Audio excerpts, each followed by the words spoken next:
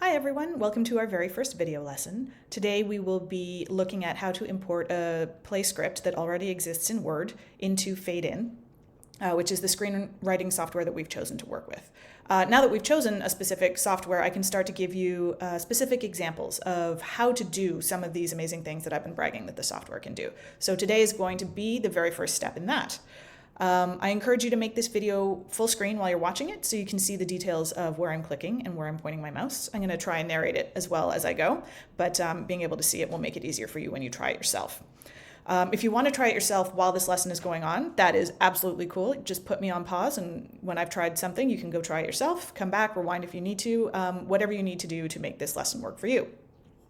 You will need the two example scripts that I have provided. I think for this very first time, it's probably best if what I do on my screen looks exactly like what you do on your screen. So make sure you remember where you saved those.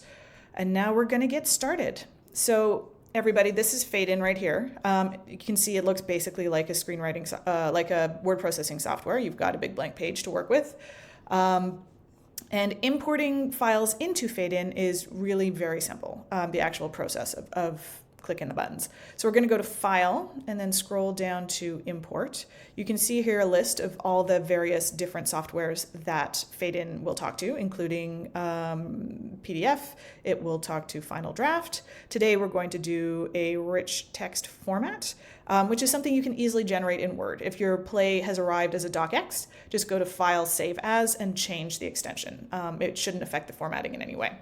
And once it's a rich text format file, so .rtf at the end instead of .docx, you can bring it into Fade-In just by doing this. So we're going to click on rich text format. Now we're going to select the document we want to play with. Import example 1 is the one that I provided for you. For me, it's right here in my example docs. You will go find it at this point wherever it is that you saved it on your computer, and then we just click open. And ta-da, we have a script. It does not look like the original script. I've got that right here. So this is what it looked like before, and you can see here in Fade-In, it looks very different. This is because it's screenwriting software. The default template, it always believes, is a screenplay. We do not want a screenplay, however. We are theater people, so we just go to File, Templates, and Apply a Template, and we can select the default stage play. And we're going to open that. And you can see with 2 clicks, the entire page has changed. We'll get into more details of why that works. But so this, it may not be the format of a play that you would particularly like. That being said, we will get into templates later on, and you can customize them however you want. It's really very simple. But for now, we're going to use this default stage play. Oh, and here's another feature I should introduce you to. If you're working with the free trial version of Fade-In, you're going to get this pop-up every so often. If you wait 10 seconds, you can see the Not Now button has become clickable. We click that and it goes away and it won't bother you again for a while. That's the pretty much only downside of working with the free version, but the free version gives you a chance to figure out if this is something that's going to be a useful tool for you, if you like the way it works, if this is something that you want to continue with without having to invest $80 up front. So we have now got a script that looks like a script. This is a play format, even if it's not your preferred one. And it did that because the file that we started with, this RTF, looks a lot like a script. It's got character names in capital letters. It's got scenes and stage directions that are laid out in a way that the software can grasp fairly easily. It knows that if it's all caps and roughly centered, it's probably a character name, and it sort of extrapolates what it needs to from where things are on the page. So it has done that and brought it in, and we've now arranged it to look pretty much the way it did before. But what you're always going to want to do once you've imported something into Fade-In is to make sure that the elements are correctly assigned. We've talked about elements in a previous blog post. And here right off the bat, we can see that Act 1, which should be an act heading, is in fact action. So this is the little area where it will tell you what element is assigned to each different line. You see if you click on it, dialogue, this one actually imported correctly, which is great. And it's also where you can change it. So this is action, and we would like for it to be act heading. So we just click on act heading, and it's now correctly assigned. And you may have noticed when I did that click that the text actually moved on the page. I'm going to go back and do it again. See if we set it back to action, it's moved over, and we do act heading and it's come back. Again, if we click on action, you can see it's not underlined, but act heading, it adds the underline because that is what the template believes an act heading should look like. So now we're going to go through and just check an example of each of the various elements. So scene 1, scene heading is correctly assigned. This is stage direction. The screenplay format calls it action, but action is stage direction, and we can see that this is correctly assigned. Leonato is a character, and we can see that's correct there. And dialogue, it got that right too. So that's great. It's really simple. We'll have to scroll through and fix all of the act headings because we know it didn't import those correctly.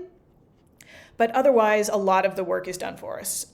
One thing I always recommend is that you scroll through and just double check and see if anything looks funky, because things can look fine on page 1, but you can discover problems later on if there's a shift in your formatting. So here, something doesn't look right here at all.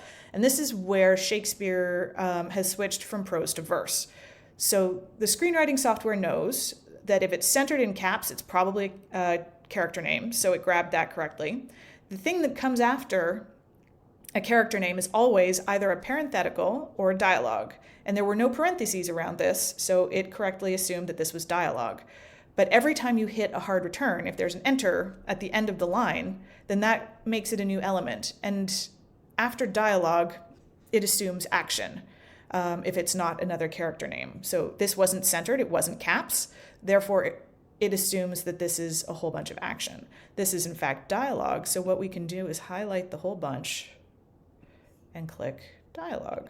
And that's the quickest way to do it. You can see it's now all lined up correctly. So this is going to be an issue throughout the play. It's going to take us a few minutes to go through the whole thing and just correct any issues. But then once we're done that, we'll have a play that we can do a lot with once it knows what is dialogue. It's asking me to save. The screenwriting software is formatted to autosave, so if you haven't yet given it a title and confirmed it, it will ask you how you want to save it. You can see here what used to be .rtf is now .fadein. That's the fadein extension. And I'm just going to click save. It'll put it back in my example docs with everything else. So yes, pretty much every time you import a play, I recommend you scroll through it. There will usually be an issue of some kind. This one's fairly simple. It'll take us maybe 15-20 minutes to fix it. And then we have a script that we can manipulate in a whole ton of ways. And spending this time at the beginning to make sure that all of the elements are correctly assigned will save you so much time later on. It will allow the reports to function correctly. It will allow you to move things around the page the way you want, and it won't accidentally leave some of this text behind, thinking it is something else. Another thing we might want to look at is down here, the navigator. This is a super quick way to scroll through your script without having to endlessly scroll through pages and pages and pages. So here we can go, we go from scene 3 to scene 1. That means there's likely an act heading. And there it is, and that'll give us a quick way to jump through the text and assign that correctly. And you can see it jumped onto a new page, so part of the programming of the element of act heading includes putting a page break right ahead of it. So that's another piece of formatting you're not going to have to worry about. You could also, if you wanted to, get scenes to do the same thing, and we will in a later lesson go in and learn how to alter the elements to make them do whatever you want. Move them around the page, change their formatting. We could take away the underlining and make it italics if we wanted to. We could make the action in italics, which is often something that happens in scripts. So we can do all of that with just a few clicks, and we'll look at how we do that later on. But for right now, we're just focusing on how do we get a play into this software so that we can use it. So this was a super simple example. I'm going to click save one more time and then close out of it. Now we're going to do example 2. So it's the same process. We go to File, Import. Again, this is a rich text format document. And we're going to bring that in. It's going to ask which one we want. And I want, import example 2, the RTF version. And I'm going to click Open. And already we see it's different this time. This time the script was in a less formatted stage before it came in, or it was in a format stage that the screenwriting program doesn't know what to do with. So here the character names were left aligned. So because they're not center, it doesn't immediately grab them as, oh, those are character names. I should do something with those. So what it has done is import everything as action. If there's ever an item that it doesn't know what to do with or doesn't know what it is, it will call it action, which is stage directions. So the first thing we're going to do is pop over into the template that we want. That will make our work a little more recognizable as we start to fix things. So we're going to click Apply Template, and we're going to go back to Stage Play and click OK. And now it all looks like a column of stage direction. So we need to individually go through and assign these to their elements. And that sounds like a massively tedious task, which it kind of is, but it's not as bad as you think. There is a way to make it quicker. So put your cursor up at the top, or whatever is the first line you want to alter as you work with the formatting. And we're going to go to Format, Quick Reformat, and we get this text box that pops up.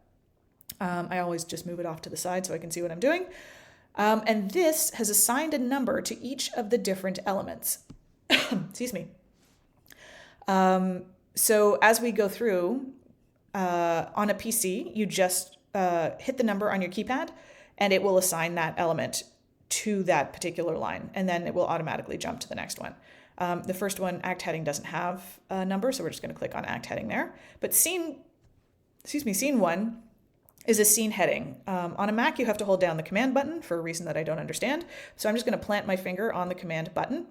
On a PC, I don't believe you need to hold down anything.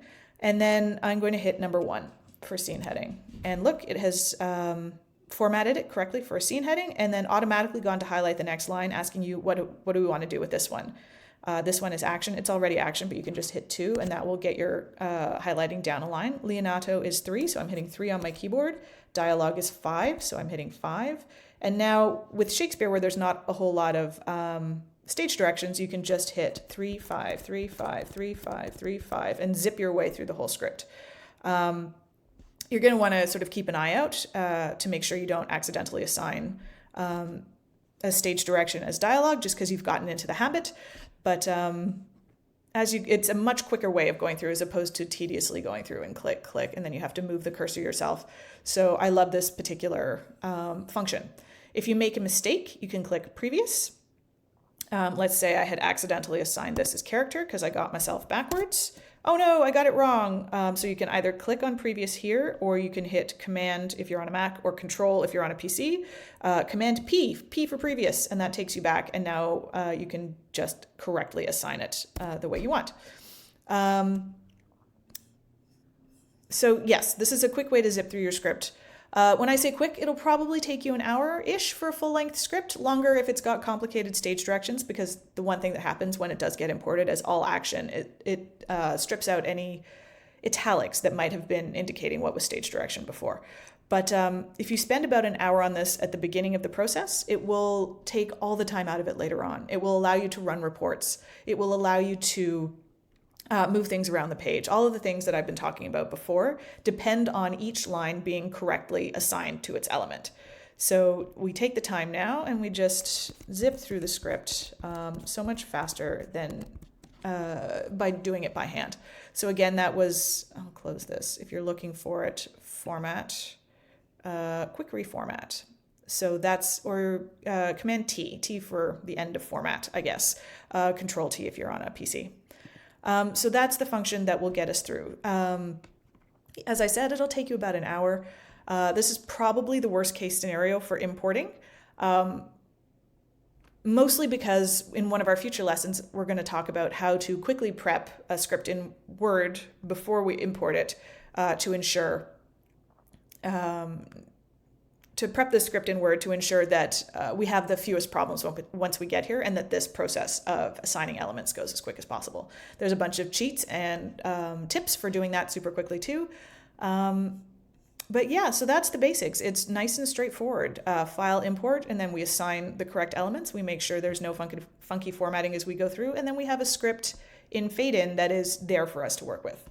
I encourage you to give it a try yourselves with the example scripts. What you see on your page, yep, I'm going to save that. Yeah, that's fine. I did a test run before we got on the video call. So yes, what you see on your page should be very similar to what you see on mine as I'm doing this. I encourage you to give it a shot yourselves. And if you have any questions, please head over to the website and leave me a comment. If you have a question, it's likely that somebody else does too, and that way I can answer it for everybody in a later lesson. Thank you so much for joining me, and thank you so much for watching, and I'll see you again soon in our next video.